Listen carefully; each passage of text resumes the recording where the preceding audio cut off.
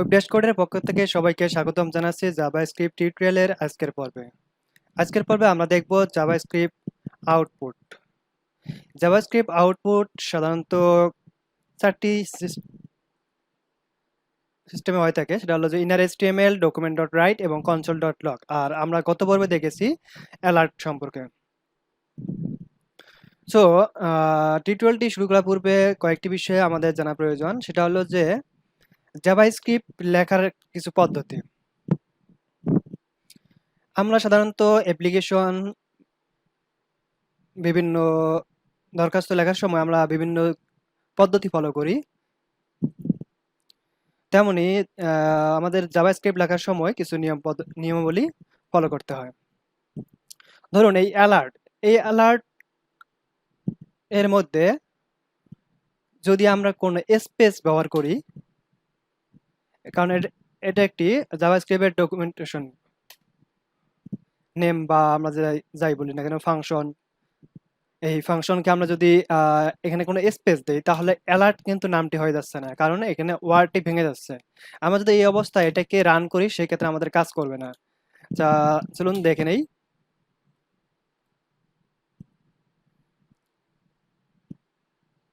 দেখুন একটা error show করতেছে, কিন্তু যদি আমরা এই অ্যালার্টের মাঝে স্পেসটি না দিয়ে রিলোড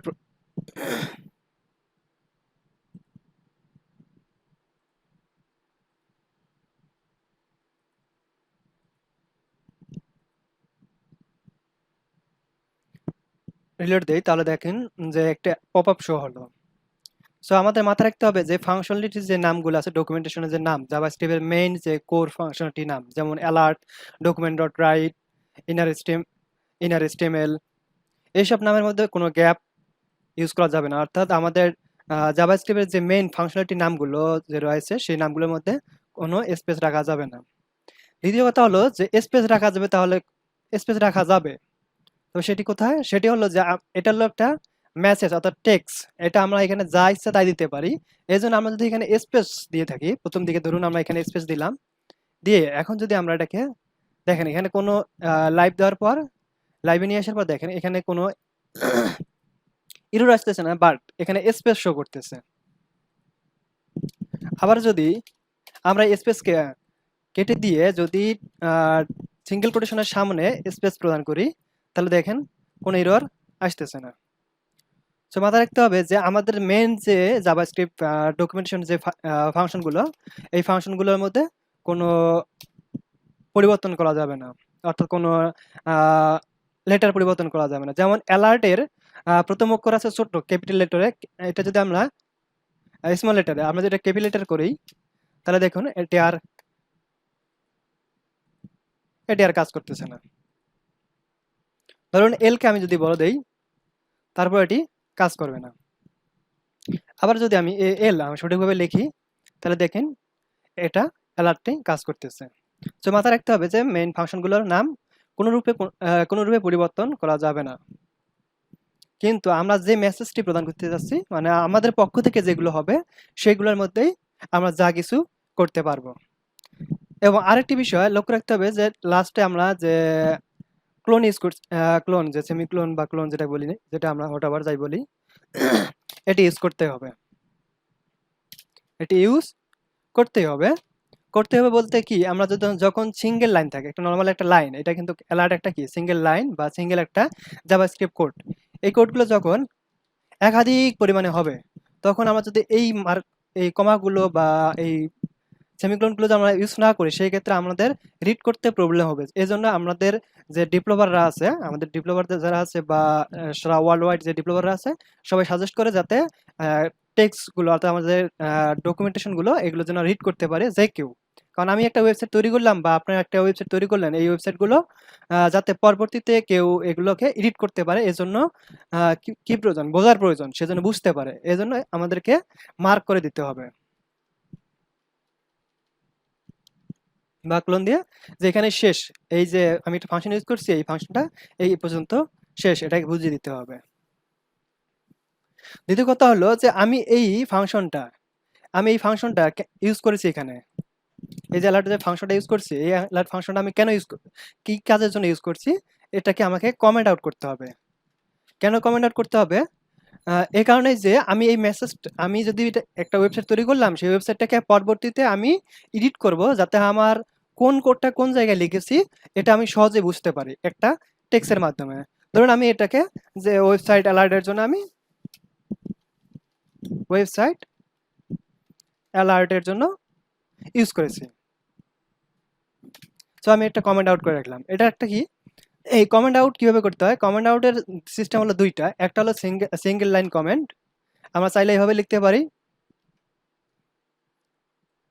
ডাবল ব্যাকস্ল্যাশ দিয়ে যেটা টেক্সট দেওয়ার প্রয়োজন, যা ইচ্ছা টেক্সট আপনার বোঝার জন্য, যে টেক্সটটা দেওয়ার জন্য টেক্সটটা দেওয়া উচিত আপনাকে সেটা দিতে হবে। মনে রাখতে হবে যাতে এমন একটা টেক্সট ইউজ করতে হবে যাতে আমাদের, আপনি ছাড়াও যেন পরবর্তী কেউ এটাকে রিডিজাইন বা রিএডিট বা ডেভেলপমেন্ট করতে গেলে গিয়ে তারা যেন সহজেই বুঝতে পারে, এমনভাবে একটি টেক্সট লিখতে হবে। আবার ধরুন এটাকে আমি যদি ডাবল লাইন আর ধরুন আরো কিছু লেখার প্রয়োজন, সেই ক্ষেত্রে কি করতে হবে? সেই ক্ষেত্রে আপনাকে কি করতে হবে? ব্যাকস্ল্যাশ স্টার স্টার আবার ব্যাকস্ল্যাশ এবং দুই স্টারের মাঝখানে আমাদেরকে এন্টার দিতে হবে, দিয়ে আমরা এখানে যা ইচ্ছা লিখতে পারবো। তো এটা কত লাইনে হচ্ছে তা কোনো ফ্যাক্ট করতেছে না।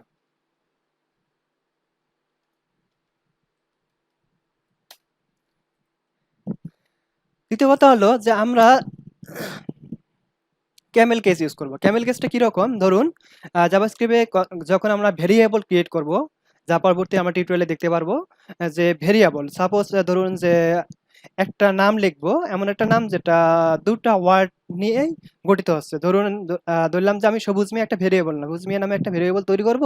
সেই সবুজ মিয়া যেহেতু দুটা ওয়ার্ড, একটা সবুজ আর একটা মিয়া, তাহলে এই যে দুইটা শব্দ, এই দুইটা শব্দকে আমরা কি করব, যে এসওবি ইউজে দেওয়ার পর দেন পরবর্তী ওয়ার্ডের প্রথম অক্ষরটা আমরা ক্যাপিটালাইজ ইউজ করব, অর্থাৎ MIH।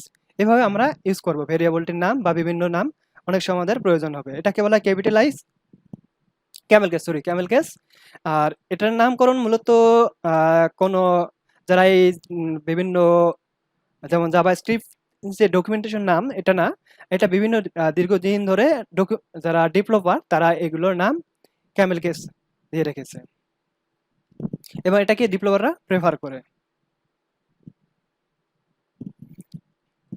সো আজকের পর্বে মূল বিষয় হলো আমরা দেখব যে জাভাস্ক্রিপ্টের আউটপুট তো চারটি সেক্টর ইউজ করা যায়, সেটা হলো ইনার এচটিএমএল, ডকুমেন্টেশন, রাইট এবং কনসোল ডট লগ।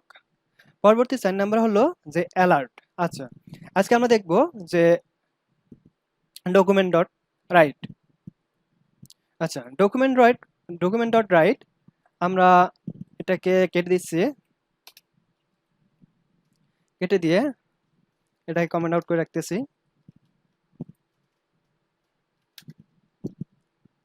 সো আমরা কি জানি, গত পর্বে দেখেছি যে জাভাস্ক্রিপ্ট কোড যদি আমরা HTML ফাইলের মধ্যে লিখতে চাই বা বডি ট্যাগের ভিতরে লিখতে চাই, তাহলে আমাদের স্ক্রিপ্ট ট্যাগ, স্টার্টিং ট্যাগ এবং ক্লোজিং ট্যাগ ইউজ করতে হবে।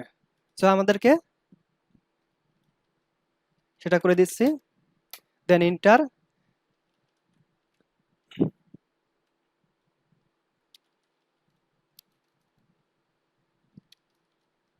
Document dot write, then hello world, এটা ইউজ করলাম। দেখেন হ্যালো ওয়ার্ল্ড টেক্সটটি শো করেছে। কোথায় লিখেছি? যে আমি প্রথমে কি করলাম, এই বিষয়টা আমাকে বুঝতে হবে যে ডকুমেন্ট ডট রাইট, ডকুমেন্ট হলো তথ্য, রাইট মানে লিখুন। এখন আমার কথা হলো যে আমি কি লিখবো, আমি এই ডকুমেন্ট এটার মধ্যে আমি একটা তথ্য রাখবো, তথ্য রাখবো কি রাখবো, যা রাখবো তা কি করতেছে, ডট রাইট, তুমি তা লেখো। তা আমি যদি এখানে যেমন আমি যদি HTML ট্যাগ ইউজ করে H1 ট্যাগ ইউজ করে ব্যবহার করেছি হ্যালো ওয়ার্ল্ড, আমি যদি HTML ট্যাগটাকে বাদ দিয়ে বাদ দিয়ে শুধু হ্যালো ওয়ার্ল্ড শব্দটা রাখি,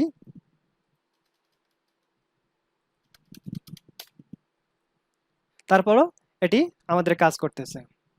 অর্থাৎ এর ভিতরে আমরা চাইলে HTML ট্যাগ ইউজ করতে পারবো এবং চাইলে ডাইরেক্টলি আমরা কোনো টেক্সট আউটপুট প্রদর্শন করতে পারবো।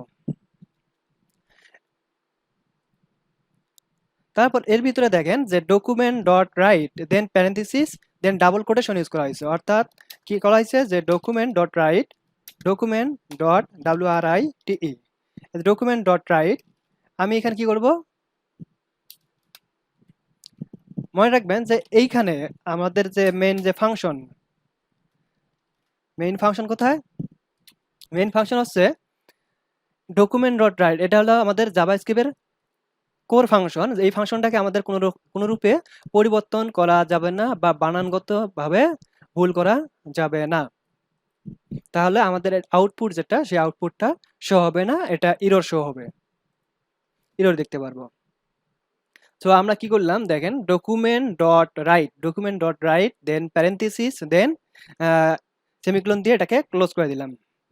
এর ভিতরে আমরা যদি টেক্সট লিখতে চাই তাহলে আমাদের কি করতে হবে, একটা ডাবল কোটেশন অথবা সিঙ্গেল কোটেশন ইউজ করতে হবে, ডাবল কোটেশন অথবা সিঙ্গেল কোটেশন ইউজ করতে হবে। এখন কথা হলো আমি কখন ডাবল কোটেশন ইউজ করব, কখন সিঙ্গেল কোটেশন ইউজ করব, এটা আমি একটু পরে দেখাচ্ছি।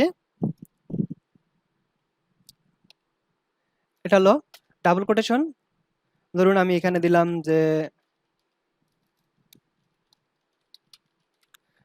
ওয়েব ড্যাশবোর্ড, দেখেন এটা আউটপুট শো আসছে। কিন্তু এর পূর্বে যদি আমি BR ট্যাগ ইউজ করি তাহলে লাইনটি ব্রেক হয়ে যাচ্ছে, লাইনটি ব্রেক হয়ে পরবর্তী লাইনে এটা শো করতেছে। অর্থাৎ আমরা চাইলে এই জাভাস্ক্রিপ্ট কোডের মাধ্যমে HTML কোডকেও হ্যান্ডেল করতে পারতেছি। এই যে বাটন, এটা বাটন তৈরি করলাম। এই বাটনের মধ্যে আমি চাচ্ছি যে যখন এই ক্লিক মি কথাটার মধ্যে যখন কেউ ক্লিক দিবে তখন যেন আলাদা একটা টেক্সট এটাকে প্রদর্শন করতে পারি, যেটা আমরা প্রথম টিউটোরিয়ালে বলেছি যে জাভাস্ক্রিপ্ট দিয়ে আমাদের ইউজারের বিহেভিয়ার গুলো নিয়ন্ত্রণ করা হয়। ধরুন এখানে ক্লিক অপশন, এই ক্লিক অপশনে যখন ক্লিক দিবে ইউজার তখন সে কি দেখতে পারবে সেটা আমাদের শো করতে চাচ্ছে। আমাদের কি করতে হবে, অন ক্লিক নামে একটা ফাংশন নিতে হবে।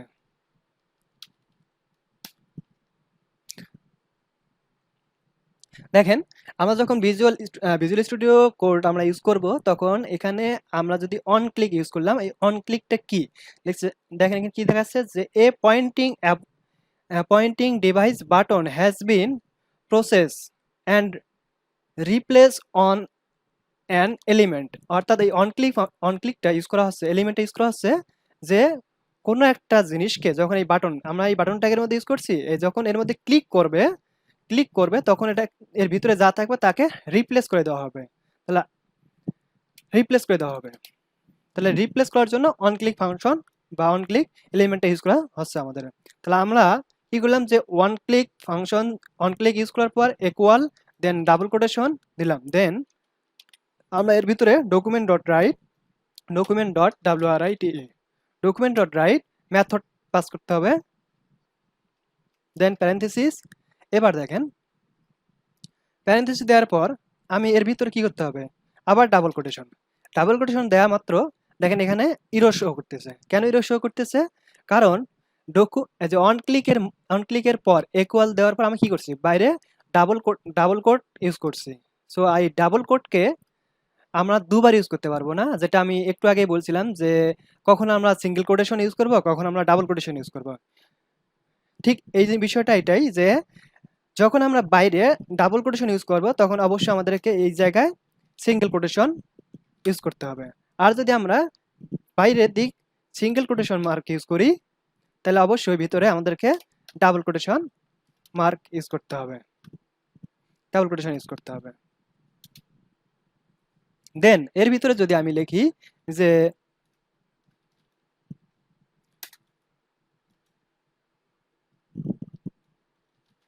ওয়েব ড্যাশবোর্ড জাভাস্ক্রিপ্ট, জাস্ট একটু লিখলাম। লেখার পর দেখেন কি লিখলাম যে বাটন নামে একটা বাটন নিলাম। এই বাটনের মধ্যে অন ক্লিক একটা এলিমেন্ট নিলাম যেটার মধ্যে রিপ্লেস, এটার কাজ হলো রিপ্লেস করে দেয়া।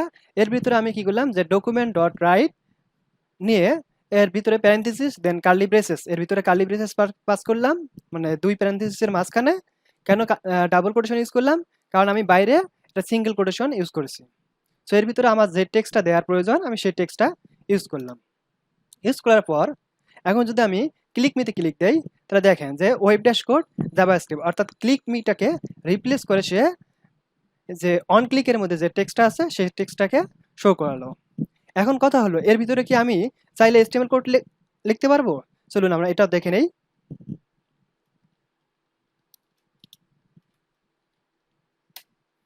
H1 ট্যাগ ধরুন আমি ইউজ করতেছি দেখার জন্য। দেন এই H1 এর ভিতরে আমি এটা পাস করে দিলাম। দেওয়ার পর দেখেন এখানে কোনো এরর শো করতেছে না, জাস্ট আমি ক্লিক মিতে ক্লিক দিলাম, এটা ওয়েব ড্যাশবোর্ড জাভাস্ক্রিপ্ট একটা বোল্ড আকারে শো করলো, যা HTML এর 1 এর বোল্ড যে প্যারাটা শো করে থাকে সেই প্যারাটা শো করে দিল, হেডলাইন হেডিং যেটাকে বলি আমরা। তো আমরা কি বুঝতে পারলাম আজকের পর্বে?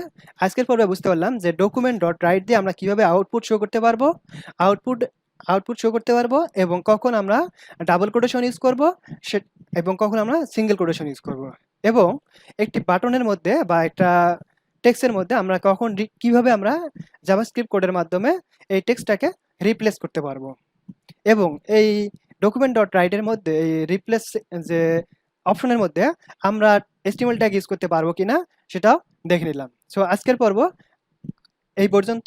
আগামী পর্বের জন্য সবাইকে স্বাগতম জানাচ্ছি। খোদা হাফেজ।